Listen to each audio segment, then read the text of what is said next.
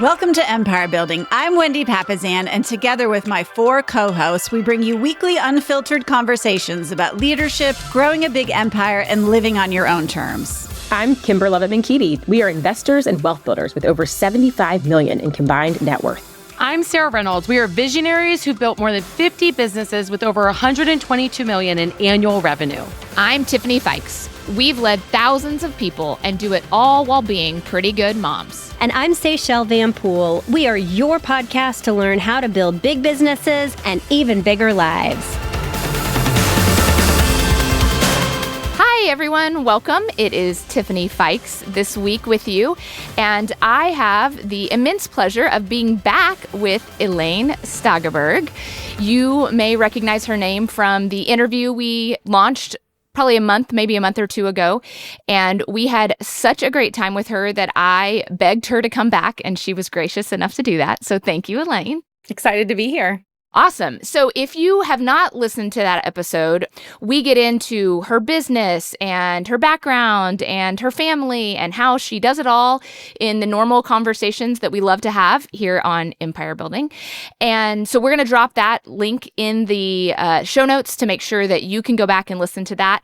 But we are not going to rehash all of that today, but I do want to give you just a quick reminder of who Elaine is and launch us into a conversation. So Elaine got an MD and an MHA from the University of Oklahoma and completed her training in psychiatry at the Mayo Clinic, which when I heard Mayo Clinic, I always think of that joke. Like, what do they call the person who graduated last in their class at medical school? A doctor. Like, they're all doctors, but they do not call them invited to the Mayo Clinic. So that is a huge, huge testament to what you did and who you are in the psychiatry space. So love that. But you aren't a psychiatrist right now. You don't visit, well, I guess you don't visit patients typically. Correct. Yeah, I'm not practicing clinical medicine. Yeah. You interact with people. I'm sure you use all your skills with that, but you're managing a private equity fund. Do you call it a firm or a fund? A firm. Multiple funds inside of the firm. Okay, great. And it is called Black Swan. And how many millions are you guys managing right now across all those funds? We just crested over 400 million. We have about 1,700 doors now with some of the recent closings we've had. Amazing. $400 million under management. That is amazing. So that is who Elaine is, a little snapshot of what she does professionally. But there was one part of her bio when we were on the last time that we didn't get time to cover. So I'm going to read it to you and then ask some questions and jump off from there. So one of the things that, bios, you've also heard us talk about how to write a bio.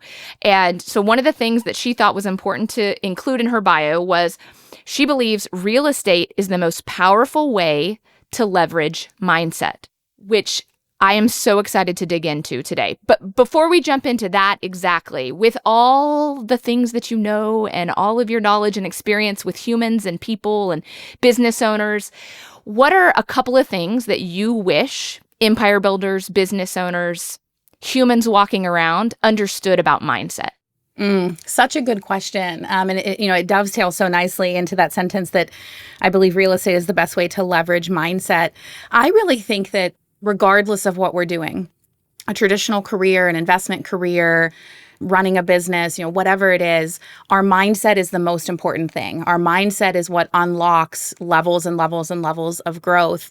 And what I have found in my own journey as a psychiatrist, right, studying human behavior, working with humans across the full spectrum from people who are struggling with very serious illness, people who are trying to optimize their life, in growing my own businesses. We have 50 full-time employees that I'm leading, at any given time, is that there's essentially no limit to mindset. And how I've kind of come to think of it over the years is kind of the foundational pieces of mindset are things like time management, calendar management, setting some basic goals, checking in on those goals in a regular fashion. The next level would be working with a coach, an accountability partner, someone to help you, stay accountable to those goals, stay focused on those things, pivot, take care of tactics, those sorts of things. And then the next level is really thinking about an abundance mentality, and deeper than a thought of, I can have anything I set my mind to. Like, it's easy to believe that when the sun is shining. It's very hard to believe that when the days are tough, but really ingraining that of like, what is the lesson that I'm learning in this pain? Who am I becoming from these struggles? What is the mountain that I'm learning to conquer such that all other mountains will be small in comparison to this? And really spending time on abundance mentality, a belief that anything is possible. I think that the next level is visioning. That's really like my sweet spot. That's what I love to teach about. Visioning it's what makes us uniquely human, right? Ultimately, we are animals, right? But we're not driven as much as the other animals by our instinctual behavior. We are driven by both our conscious mind and our subconscious mind. And we can think about the future and see ourselves in the future and even embody ourselves in the future. Who am I? What am I doing? Who am I surrounded with? What decisions am I making? What does my day-to-day life look like? What's not happening in my life? What are the things I want to shed and move on from? And we can see those things.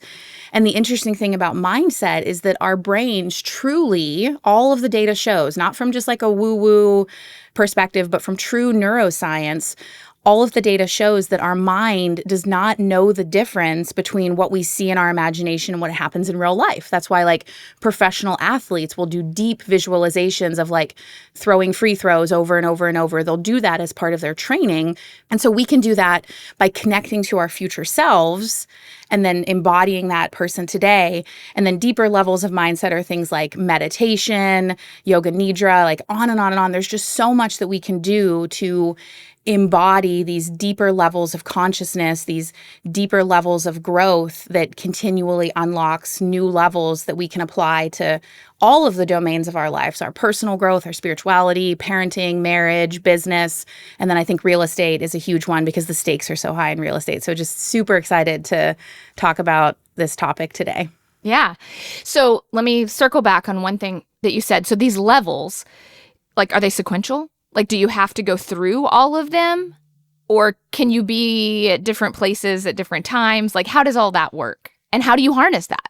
It's my personal belief that the foundation is really important for everyone. So that's things like time management, calendaring, having some basic goals, checking in on those goals routinely, working backwards, right? Like say if you're a real estate agent, you want to have a certain number of closings, you need to work back, okay, well, how many appointments do I need to set? If I need so many appointments, how many phone calls do I need? If I need so many phone calls, how many contacts do I need to make? That's all in the context of mindset. Without that structure, it's just like willy-nilly, like, well, what do I do today? And sometimes I have success and sometimes I don't, and I'm not kind of sure why. So I think that foundation is really important. And then from there, I think people can play with what really resonates with them. Some people, either by nature of their personality or maybe where they are in their growth trajectory or what's happening in their life, are really interested in like hustle, grinding, working really hard on something, really kind of powering through. There's a ton of virtue in that. Working on things like accountability partners, coaching, setting, impossible goals, and then working backwards from there. Other people are really more interested in the flow aspect of how can I embody something? How can I create abundance in my life? How can I use meditation to create something in my subconscious reality so that I create it in my actual reality? And they're different. And I have the belief that one is not better than the other. I don't think someone sort of graduates from hustle into flow, or that if someone is in flow and then kind of transitions back to hustle, that's like a step down. I think that it's just different parts of ourselves, of our toolboxes that we can lean on based on what we're interested in, right? Like for many years, I was very much in a hustle state. And then I kind of got into a flow state for a couple of years. And now I'm sort of feeling an itch to kind of get back into a hustle state. And so it's sort of reactivating different mindset strategies. And it's all sort of a part of a bigger, like larger bucket, so to speak, that people can, dip into and pick out of. And I don't necessarily think that kind of once you're at that level that they're, graduated from that perspective. I do think, though, that time management and calendaring piece is the foundation, because that's how you create the time to become the person that you want to be. Instead of just getting to the end of the day, the end of a month, the end of a year, and you're like, I don't know where the time went, right? I'm sure we've all had periods in our life like that. We want to be really intentional with time. It's our most precious resource, more than money, more than anything else, time. And then from there, working on the various parts of mindset that most resonate with who you are in that moment. I love that. I don't know that I've heard anybody talk about time management as a part of mindset. And I think it's so true. Like, to your point, the rest of the stuff you don't have time for if you haven't established a rhythm, because when I think of mindset, or at least when I did before I really started studying and understanding how the brain works, very woo-woo, very, you just believe it and it'll happen. Just want it and it'll come. And so I love how practical that is about, well, no, first you have to manage your time. You have to start making choices about how you're spending your time so that you can spend your time around mindset at some point. Yes. And I know for me, my first step into mindset was learning meditation, not because I was trying, it was not high-level meditation. It was just purely teaching myself that I could control what was happening in my head, that I could be quiet for 60 seconds. That was the biggest struggle that I had. And I would take the time I had between appointments when I was early for an appointment or something, and I would be like, all right, I'm going to set a timer for 60 seconds on my phone and sit here and just be conscious of my breathing.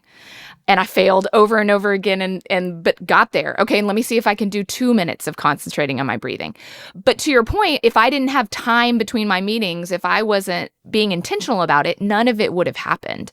So I love that is time management. Yeah. First drop of gold from Elaine today. Time management is the basis of your ability to harness your mindset.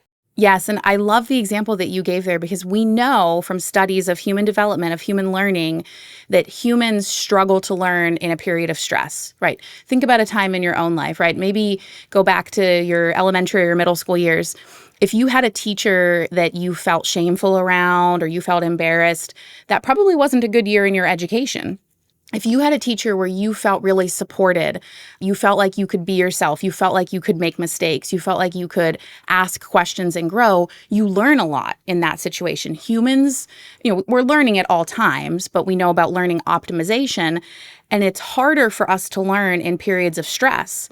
And so if we're running from appointment to appointment, we're constantly behind. And I remember there were years in my life where I felt like I was always coming in hot, right? If the meeting was at 11, I was coming in at somewhere between 10:59 and 11:01. And I was always kind of right there, but I never had a breath in between.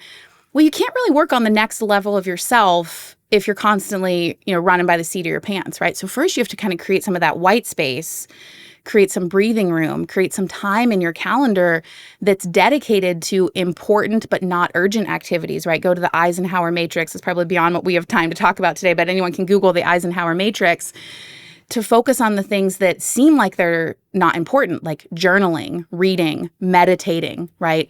When you have a calendar full of appointments, you're like, I don't have 20 minutes to journal.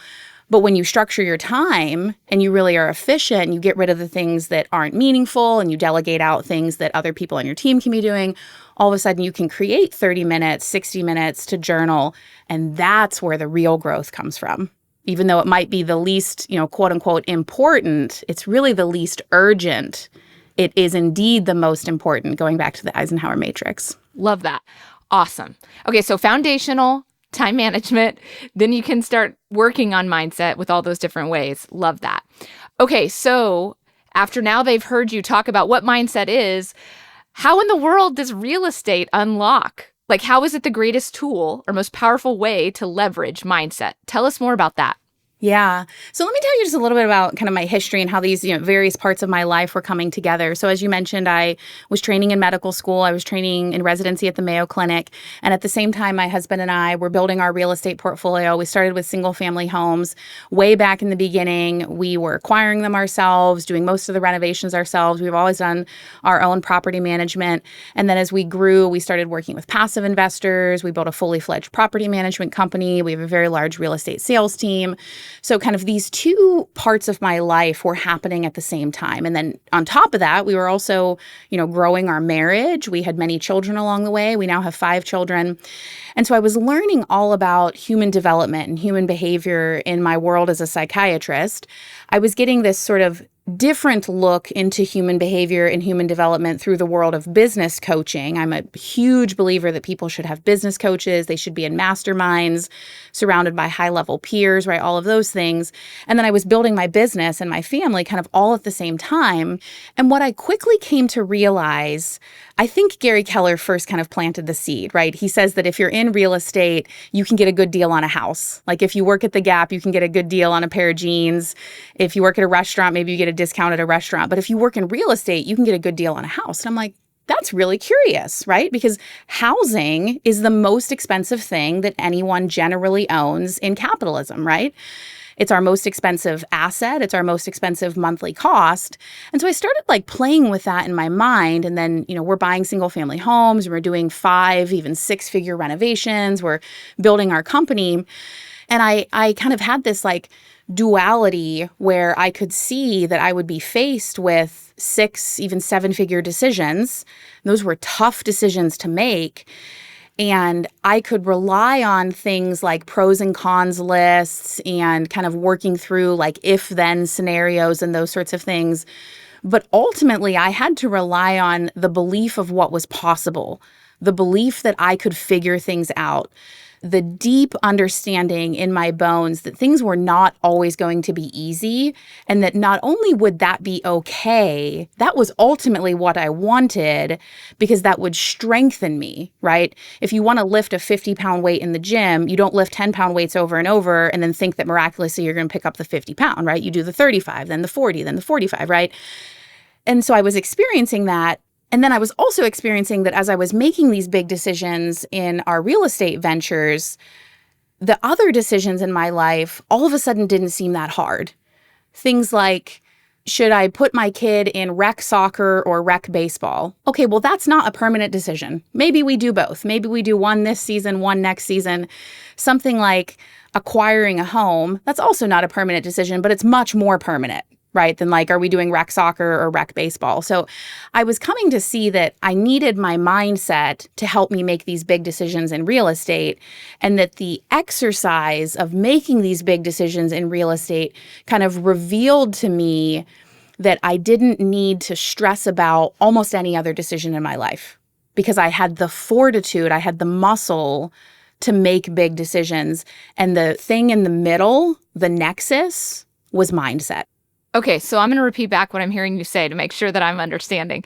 So it's like, because you were making giant numbers, because the numbers are giant, like what it took for you in your mind to believe that that was what you needed to do. The mindset, like you said, the belief that it may not be easy and I may not do it perfectly, but I can figure it out. That mindset freed you in the lower level decisions to act more quickly because you knew who you were. You knew the truth of that because you were kind of stretching yourself. Exactly. In one area.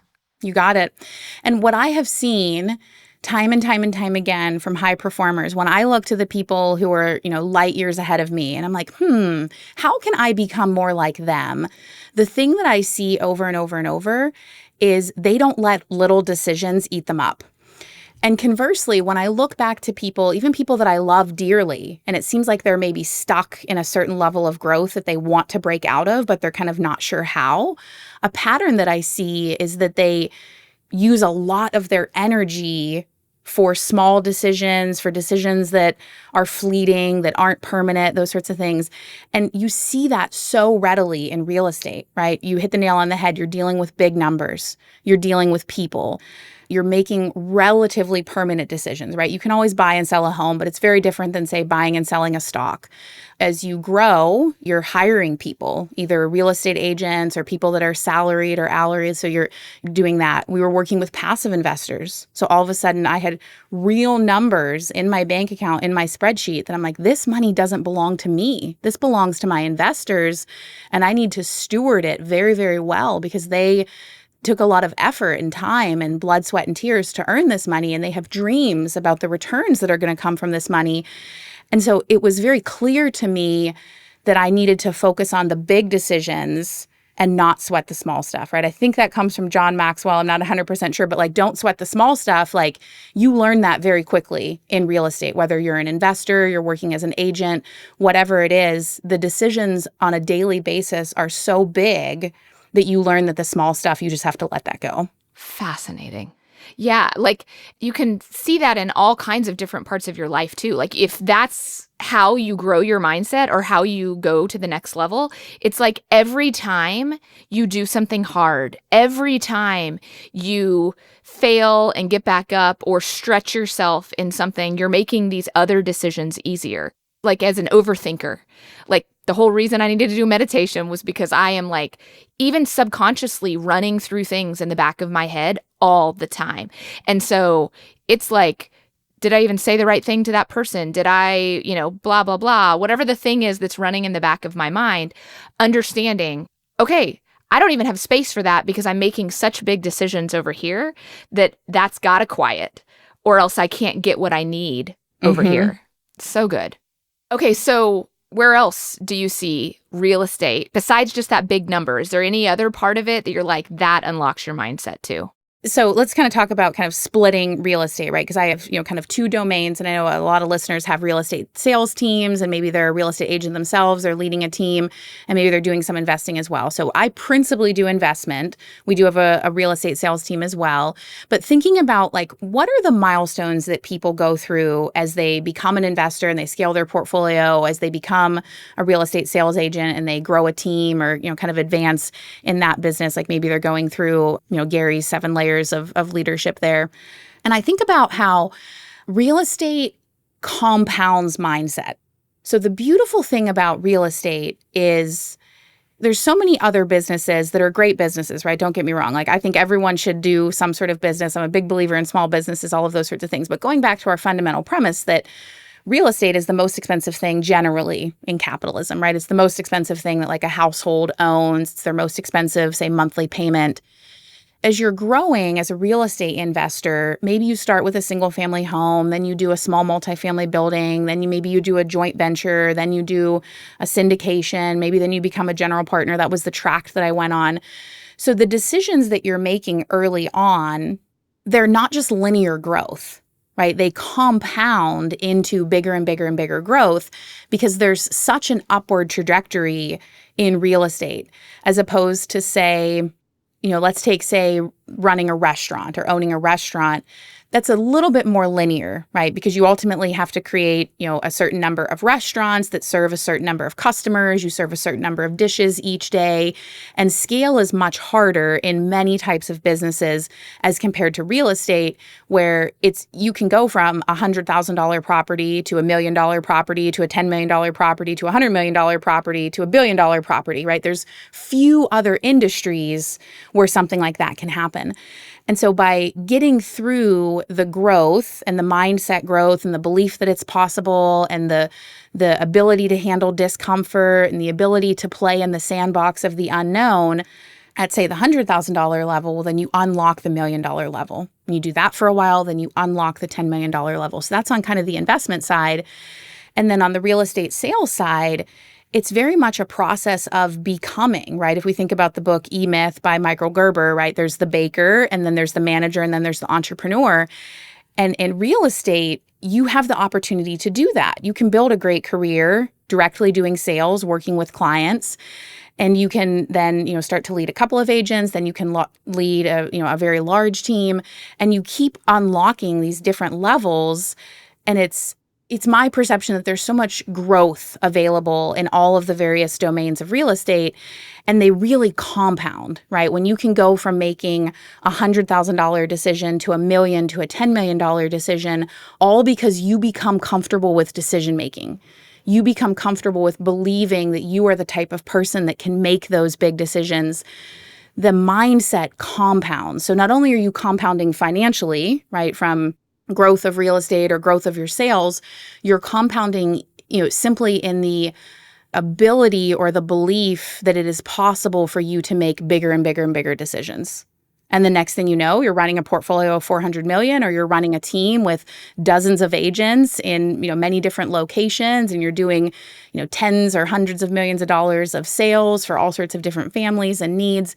And it all comes from compounding the mindset growth that starts at that very first level.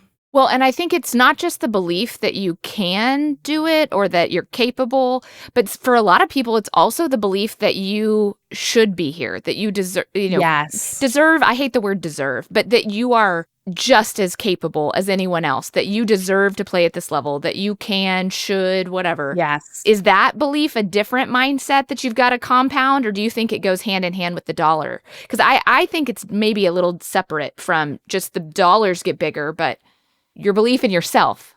I kind of think of it as it's like a ping pong ball that goes back and forth, right? Like, you have to first believe that, exactly like you said, you were worthy of it, right? If someone can run $1 billion company, well, then you can too, right? They're just a human just like you, right? I've been saying this for years. It's a little harder because of politics these days, but if someone can be the president, well, then you can be the president. As far as we know, every president to date has been human, right? They're not some sort of special being that, come from aliens. They're human. You're human. If someone can do that, so can you. You just have to believe that you can. And it's really just a belief that it's possible, a belief that you'll figure it out, that you'll learn what you need to learn along the way. I'll say it again because it's so important. A belief that it is okay to be uncomfortable, right? It's scary to buy your first investment property. It's scary to represent your first client. It's scary to represent your first client in a new market, or, maybe you've done starter level homes and now you're moving into the luxury market and you've never done a 7-figure transaction, right? All of these things are scary, and that is okay. Not only is that okay, that's a little barometer for you that you're doing the right thing, right? That I like to be constantly on the edge of fear, right? I don't want to be so far into fear that it's hard to learn, right? Remember when I talked about how humans don't learn when we're under deep levels of stress, or it's harder for us to learn. So you don't want to be so far into fear that you're paralyzed, but you want to be kind of right on that edge. And as you're making those bigger and bigger decisions and believing that it's possible, then you kind of volley back to the mindset of what belief do I need to have today? What coach do I need to have? What group do I need to be in? What mastermind do I need to be a part of? Who do I need to surround myself with? Can I do a meditation? Can I do a visualization and see myself handling this situation? And then you volley back. You handle the situation and you grow, and you get bumps and bruises along the way. And sometimes you get wins that you didn't expect, right? It's all a little random. And then you kind of volley back into working on the mindset, and you just kind of keep volleying back and forth, and it just continues to grow. And then you start to believe, hey, I could be someone who leads other agents. Hey, I could be someone who gets into a room for the highest producers. Hey, I could be someone who works with passive investors. Hey, I could be someone, right? On and on and on, right? Whatever's in your heart. And the faster we can break through the little voice that we all have as humans, right? We have no judgment toward this voice. We just say thank you for that thought and just kind of let it flow. But it is a truth of being a human being. It is a commonality that when we want something, our mind will often say, even in a whisper, well, that's not for you. That's for so-and-so, or that's for her, or that's for him, but not for you, or people like you, or, whatever. And instead, we just have to say, thank you, mind. I appreciate that you're trying to keep me safe, but I can use my frontal lobe as a human being. I can use my visualization, my coaching, my mindset skills. And I know that if it's possible for another human, that it's very possible for me. And just kind of continuing to have those breakthroughs. Understanding that was transformative for me, that your brain is literally wired to keep you safe. It is Correct. Wired to keep you in the comfort zone. And so that little voice, you want it when you're on the edge of a cliff being I don't know if this is for you. That would be helpful. So it's Correct. not a part of your brain, that rock climber that doesn't feel fear or whatever. That's crazy. He needs a little fear in his life. But think of all the things he's done because he doesn't have that little voice. Mm-hmm. And so if we can understand, and I love how you were saying, thank you for that thought. And now I understand you're just trying to keep me safe, mind. But I want to operate on the edge of comfort, in that kind of discomfort zone. Yes. Yeah, I was having a conversation with a couple of agents on our team who are new, and they were like, they asked about somebody that when they were in the process of getting hired had just joined the team, and they're like, "Where is he?" And I was like, "He didn't make it past 30 days." And they were like, "What happened?" And I was like, "It was too hard. It just didn't." He didn't want to do what it took. And they were like, "Well, why would somebody not want to do what it takes?" And what I was saying to them is, you have to be so uncomfortable for the first 30 days in real estate, really for the first probably 30 years in real estate. If you're growing, you're uncomfortable. And most people, I mean, I don't know what the stat is in psychiatry, but like real estate sales failure is 86%. So I'm going to extrapolate that to say 86% of people cannot be uncomfortable long enough to succeed. 100%. And that understanding that it's just your ability to be uncomfortable that will unlock the next level. As long as you can stay uncomfortable and learning.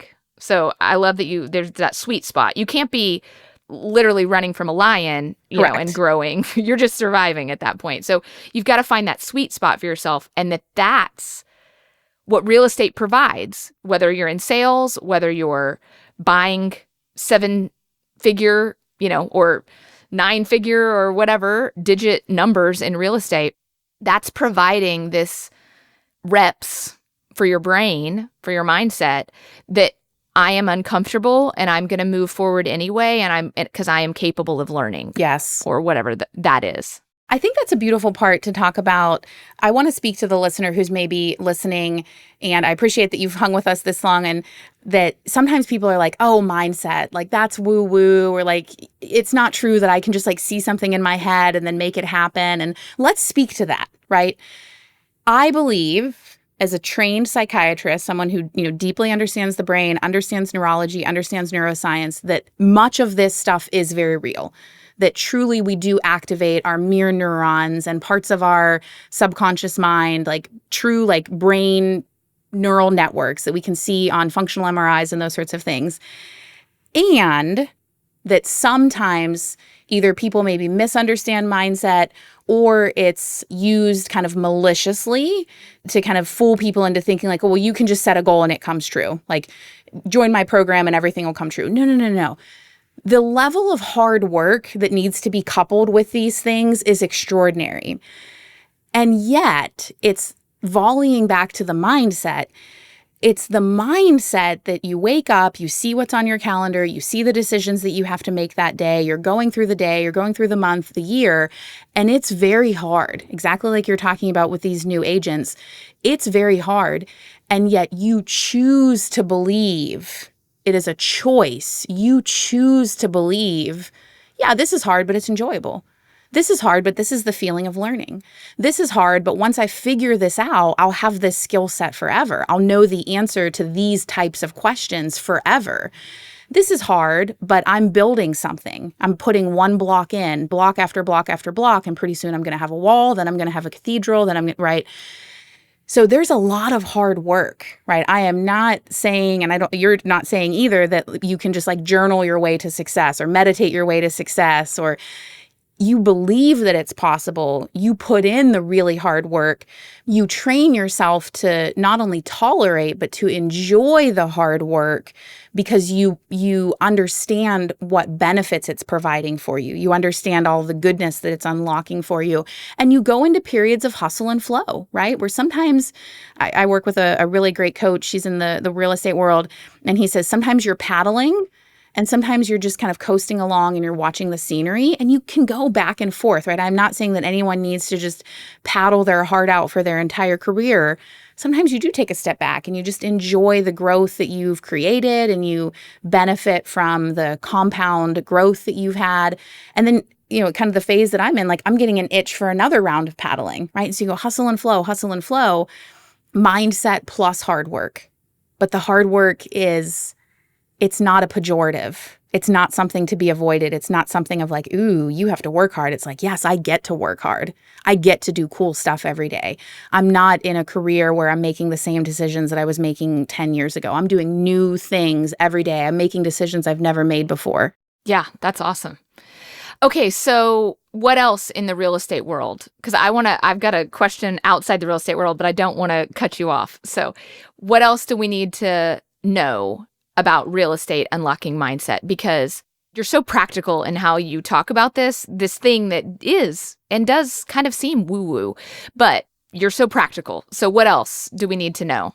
I think the thing that I, kind of would put a bow on this is as you're making these decisions, right? You're building an investment portfolio. Maybe you're working with passive investors. Maybe you're growing a real estate sales team. You're going into, different markets or different types of clientele in your market. You're, growing more agents, whatever it is. Real estate unlocks the person that you are becoming, right? The quote is, "It is not the mountain I conquer, but myself."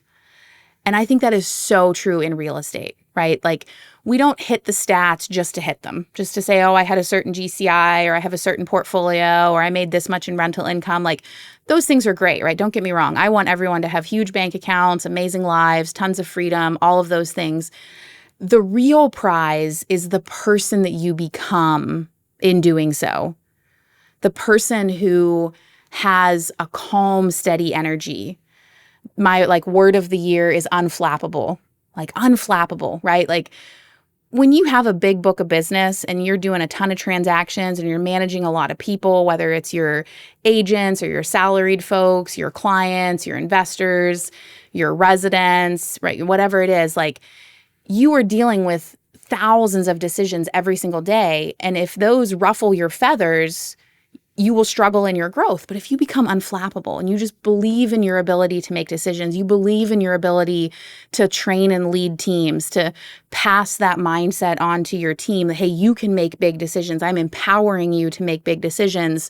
The numbers are great. And I want everyone to have huge numbers, whatever number is important to you. If it's number of agents on your team or number of sales or GCI or your investment portfolio or your net worth, whatever, I wish for everyone the biggest numbers of everything that you want. But what I really wish for everyone is getting to experience the person that you become in the process. When I think about the decision, now 14 years ago when my husband and I decided to invest in real estate, I was just starting medical school. He had a very thriving career in tech. We had just gotten married. We had no children. And for various reasons we talked about on our other interview, we decided to invest in real estate.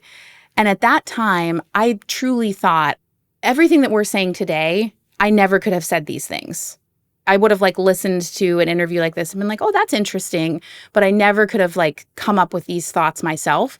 I truly thought it was just so that we could create some financial security, right? Both my husband and I had a lot of financial insecurity in our own childhoods, and we wanted something very different for our own marriage and for our own children. And yet when I look back now and I think of the deep level of personal growth that has come from making all of these real estate decisions over the last 14 years, that is the real prize. Yeah, I love that. And as I hear you talking about it, I also hear the heart of our listeners of, okay, maybe they've unlocked it, but how do you help your team? The people that you are leading, what are practical things that we can do as leaders to help bring people along with us? Because some people have spouses that they need to bring along with them on this journey, that they're not operating in this world. And, you don't want to leave them behind, or the people in our businesses. How do we practically help others on this journey of mindset? I'll throw out something that I think is relatively easy for people to do because there's so many levels, right? I don't want anyone to think that I'm postulating that I'm at the highest level. I know that I have thousands of levels left even in my own growth to go through. But here's one that I think someone can use for a relative beginner. And that's the idea that you can tell yourself an empowering story. And you can choose to tell yourself an empowering story at any moment, from things that are really tiny to things that are a really big deal. So I'll try to get this into 2 minutes of 2 quick examples. Our human minds, exactly as you mentioned earlier, Tiffany, our human minds are wired for survival. And they are also wired to have a bit of a negative bias because it is safer if we just stay in the cave than if we go out and we explore. We might get eaten by a tiger. We might accidentally eat a poison berry, right? All of the things. And yet we're also humans. And so we know we don't just want to live our entire life in the cave. We want to go out and we want to see what's out there in the world and be in relationship and make interesting decisions and all of those things. And yet our minds are wired for a bit of a negative bias. So for example, this morning I went to the gym. I actually thought that our call was scheduled a half an hour later. So when I was walking out of the gym and I saw it was scheduled, I'm like, shoot, I need to like brush my hair, take care of some things, get to the office, get my microphone hooked up. And there was like a split second, right? Because I'm human too, a split second where I'm like, this is really stressful. And I've trained myself over time to immediately hear that and just immediately tell myself an empowering story like, Elaine, it's a Friday morning and you have the luxury of going to the gym after you drop your children off. You just got to work out with a personal trainer who you've been working out with for years that truly has your best interest in mind. You get to go over to the office building that you just bought yesterday and sit in the office that you now own and talk with Tiffany. And there's this thing called Zoom that exists that didn't exist 25 years ago. Like, what are you talking about? This is stressful. Nothing about this is stressful. This is abundance upon abundance upon abundance upon abundance. That's a kind of a simple example. Here's one that's a little bit deeper. Last night, my 7-year-old son sliced his hand fairly severely in the kitchen right as I was about to go into a coaching call. So I lead a coaching program. I am the coach. I need to show up. It was like 30 minutes before I needed to go live. And I'm a physician, but I'm a psychiatrist. Blood makes me a little like, ooh. But I looked at it and I'm like, that needs the emergency department. So I called my husband. I said, hey, I need you to take our son to the emergency department. And I could have had all these thoughts of like, what's he doing using a knife? And now we're going to have stitches. And what if he needs to go to the operating room? And now I'm going to be stressed for my call, right? Those are all very human thoughts. And instead I thought, how lucky that I have a supportive husband. How lucky that I can tell that this injury, it could be way worse. How lucky that I have the Mayo Clinic right in my backyard, that I can go into my coaching call and I can be focused on my people and I can know that the world's best physicians are stitching up his hand. How lucky that we have health insurance, that I don't have to worry that this is going to financially devastate us. There was a time in my life when an emergency room visit would be financially devastating. So you can choose to tell yourself empowering stories. And when you're with someone that you love, that you want to kind of dip into mindset, maybe it's your spouse, maybe it's a team member, maybe it's a client, maybe it's an investor, whatever, and you hear them bringing up disempowering stories, you can gently say, well, have you thought about it this way? What do you think about this? I hear you that your son has a very serious injury, and I can appreciate that that's really stressful and that you're really worried about him. It's so wonderful that you have the Mayo Clinic in your backyard. Objectively, the world's best hospital, not just like rah, like objectively wins the awards. And you can just kind of plant some of those seeds. And with time, right, humans model other humans' behavior. Modeling is the number one way that we learn as humans. With time, their own mind will start to offer up some of those thoughts. They'll start to feel a disempowering story and they'll say, oh, what if I could think about it this way? So that's kind of an easy way that you can work with someone, a bank teller or a cashier at a grocery store. And if you sense that they're in a disempowering state, you can throw out an empowering way that they can think about their circumstances. You may never see that human ever again. And so that's an easy way to relate to humans, kind of a way that you can start. And then there's, infinite ways more beyond that. Yeah. Inside Out 2, I think, did such a good job showing us when she was in her imagination and they were all drawing like negative pictures. Mm-hmm. And they're like, you don't have to draw like all this energy spent drawing negative pictures. Just let's try to draw some positive ones in here. Yes. Like that was such a good visual for me for what you're saying about, all right, recognize that your mind does this automatically with a negative bent. And on the flip side, how do you keep it from being like toxic positivity where you can't feel your feelings, really? Where's that line? Yeah. So it's my belief that a big part of that line is just acknowledging what you just said. It is okay to feel bad. It is okay to be sad. It is okay to be mad. It is okay to be frustrated. Like whatever it is, feel those feelings. I think what can be really empowering for people is to set a timer, right? Like maybe you're mad. Do you want it to derail your day? Do you want it to derail your week? Do you want it to derail your entire marriage? Probably not. You also don't want to fool yourself, or exactly like you said, be toxic toward yourself of like, oh, I just always have to be sunshine and rainbows and that didn't upset me. No, it did upset me. And you can feel the feeling, and what I find to be kind of the line, so to speak, is that you don't indulge the feeling. You feel the feeling. You are very human, but you don't indulge the feeling. And then you can also choose to tell yourself an empowering story around that feeling. Here's a deeper example, right? I started with something really superficial about my schedule this morning. Something a little deeper about my son is I lost one of my children, Isaiah, at 17 weeks pregnant. Very unexpectedly delivered him. He did not survive. And I feel a lot of grief. It was 2.5 years ago. And even just saying his name, I still get a little choked up. And I can choose to tell myself a very empowering story that I don't hide from the grief. I don't try to turn it off. I don't pretend that it doesn't happen. I don't say things to myself like, why aren't you better yet? I choose to say, oh, that feeling, that's the feeling of love manifested. I loved him. So when I grieve for him, it's because I remember him. It's because I desire him. I would hope that if I pass away, I don't want my husband or my children or my friends to lay in bed and never be able to get out of bed and, their life be completely derailed. But I do hope that they miss me. I hope that they think about me. I hope that they remember me. And so when I feel a feeling that maybe classically could be thought of as negative, I choose to think about what is a positive way to think about this feeling? Well, grief is love manifested. Anger is the feeling that something needs to change. That's your nervous system saying something here is intolerable. Take the time while you're in that angry state to ask yourself, what made me angry and why? And what needs to change so that I don't feel this anger in the future? Maybe it's a relationship that needs to change. Maybe it's a difficult conversation that needs to happen, whatever it is. Take the, for lack of a better word, negative feeling and turn it into growth. Love that. That's super helpful from, again, a practical way to handle it when it happens to you.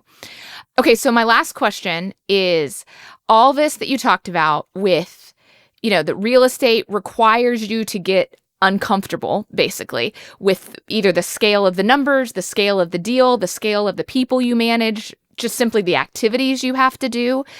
You said you have 5 kids. So thinking about that team that you lead, your family team, what are practical ways that you let your kids be uncomfortable? Like bring them out of that comfort zone in order to elevate their mindset? It's hard, right? I think as parents, right, we want to create this situation where our children just kind of have everything and we provide them with all of the resources and we want to shield them from any suffering and those sorts of things. And I'm sure there's some listeners that are maybe in a situation, similar to my husband and I, where my husband and I had a pretty challenging upbringing. My father was addicted to alcohol and then opioids. My husband's mother had a very serious traumatic brain injury and was never really able to work again. We both had a lot of economic troubles as a result of that. And then the situation that we've created in our own marriage and in our own children, there's not a lot of those hardships, right? We have a good marriage. We have good intact relationships. We have resources, those sorts of things. And yet knowing that we must expose our children to discomfort or they won't have this skill set, they won't have this muscle in adolescence and adulthood, and they'll be weak, right? Like I am so grateful for the challenges I had in my childhood. I would do it all over again. All of the pain, right? Even though when I was a child, I didn't understand the pain. As an adult, I understand it. And I know that it gave me this muscle that allows me to say things like, I love being uncomfortable. I love being right at that edge, right before stress, but still very much in that discomfort phase. And so, thinking about children, and, we have a 6-month-old, a 3-year-old, a 5-year-old, a 7-year-old, a 9-year-old. So it's very, different developmental phases. But like, for example, with our 3-year-old, like he might, at his age, he might kind of classically like throw a tantrum and want something that I could literally just walk across the room and get and end the tantrum. And it would make my life easier if I did that. It might be like a glass of milk or a certain toy or whatever. And instead I sit there with him and in an age appropriate way, I say, why are you feeling this? What can you do to get out of this feeling? What choice can you make? Right? And like empowering him at that level. With my 7 and my 9-year-old, doing things like getting them into sports, talking to them about losing, talking to them about being around people who are performing at a higher level than them, right? Like, yes, I appreciate that you feel like you don't have the same skills as the people on the soccer field. That's how you know you're on the right team. That's how you know we're in the right place. My daughter does gymnastics and she has a competition coming up. And about once every couple of days, she's like, Mom, I'm worried about the competition. And I could indulge her that and say, don't be worried, or you don't have to do it. I'm not going to force you to do something you don't want to do. And instead, I say, I really appreciate that you're worried about that. I understand that at 9 years old, it's a big deal to do a competition in front of other friends, other grown-ups. Like, your feelings are very real, right? Going back to like, not making this toxic. Your feelings are very real, and I believe in you. Your feelings are very real. And let's think about things you've done in the past that have been challenging for you, that before you did them, you thought they were impossible, and then you did them and you were really proud of yourself. Remember that time we took that really long hike in the national park and you were really uncomfortable and we had to sit down and there were even a little bit of, pouts and those sorts of things. And then we got to the top of the mountain and you were astounded. Do you remember that feeling? Yeah, Mom, I do remember that feeling. You're going to feel something similar to that when you're done with that competition. It's going to be uncomfortable. The morning of the competition, you're going to have butterflies in your stomach. Maybe even while you're doing the routines, you might feel a little fear. When you're done, you are going to feel so proud of yourself. Remember that time you felt that pride in yourself, and let's embody that and see yourself in the future feeling it again. Those are some of the things, right? Like kind of connecting to successes, connecting to empowering stories, connecting to these future versions of ourselves, and just using casual, neutral language with the children that discomfort is okay, that being in a room where they feel like they are not the best is exactly the rooms they want to be in. Making decisions or doing things that they've never done before is the types of things that we do. That's who we are as a family. Just saying those things, as sure as I would say, well, today is Friday. Today is Friday and we do hard things. Today is Friday and I appreciate that you're worried about your gymnastics competition, and I believe in you. And how can you learn to believe in yourself? Well, think about other things you've done, right? So just using that language that it's just a foregone conclusion that these are the values of our household. Yeah.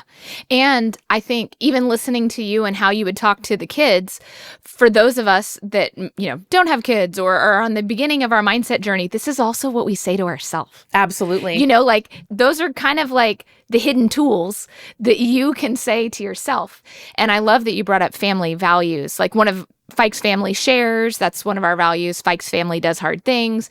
And it's just these things, Fike's family shows up. So we've established these family values and how we do things that allow us, when it happens, to remind ourselves of that. Today's Friday, Fike's family shares. Fike's family does hard things. Whatever that thing is, it's just like a fact. Yep. And listener, without kids are grown or whatever, and you're on the beginning of your mindset journey, these are the same things you establish for yourself. 100%. Like, I am comfortable being uncomfortable. Yes. Like that statement that you would whisper to your daughter or say to your son is what you say to yourself along this journey of mindset. Yeah, for sure. Let me give a real estate example to kind of bring it home. So we just acquired our office building. We've been renting a suite in this office building for like 7 years, and we just acquired it yesterday. So now we own our building. And we had to go through, I say we, my husband and I, we had to go through exactly what I just described that we would go through with our daughter. Like, okay, well, we've never managed a commercial building before. We've never done triple net leasing. We've done 1,700 residential doors. We know residential real estate inside and out. We're not as familiar with commercial leases or interacting with commercial tenants or how security deposits work, like you name it, right? It's all a little bit different, but we have done residential. Right. So just like with my daughter, I might say, I appreciate that you've never done a gymnastics competition and that you feel fear about that, but you have done, say, this hike in the national park, or kind of elicit from her things that she identifies as successes in her life. And it's the exact same way we talk with ourselves. So like, I appreciate that we're worried about this. It's good to be worried, right? Exactly like you said, we don't just want to run off a cliff. Right? We want to talk to people who have done this before, talk to our coaches, get advice from people, but then also remember, tap into that earlier version of ourselves. There was a version of ourselves that didn't know how to do residential real estate, and now we can do it in our sleep. So we can figure out office. It's the exact same way we would talk to our children, to our team members, to people we're trying to lead, whatever it is. We're using that same way, talking to ourselves, connecting to previous successes, connecting to the belief that it's possible, connecting to the belief that discomfort is good, surrounding ourselves by people ahead of us, by coaches, masterminds, all of the same stuff. It applies at all levels. I love this. This has been so juicy, Elaine. Thank you so much. I mean, I love how we started it, that the foundation of mindset is so practical with time management and, layering on kind of those where you want to live on the edge of comfort so that you can look back and tell yourself over and over again, oh, but I did that thing and I didn't know how to do it. So this time it'll be the same. I can figure it out, and just building on that over and over again. And I love that you tie it to real estate. Like, I've never heard of anybody who tied mindset to real estate because it is such a big transaction. It's emotional, or it's giant numbers on a balance sheet. Like, it's a big deal. And so who you become along the way is the point, which is, how you left it with us. So thank you for spending time with us. Yeah, my pleasure. I hope, listeners, that you will use these mindset tools to build your big businesses and even bigger lives. Have a great week. Warning: you must comply with the TCPA and any other federal, state, or local laws, including for B2B calls and texts. Never call or text a number on any do not call list, and do not use an autodialer or artificial voice or pre-recorded messages without proper consent. Contact your attorney to ensure your compliance. This podcast is for general informational purposes only. The views, thoughts, and opinions of the guest represent those of the guest and not Keller Williams Realty LLC and its affiliates, and should not be construed as financial, economic, legal, tax, or other advice. This podcast is provided without any warranty or guarantee of its accuracy, completeness, timeliness, or results from using the information.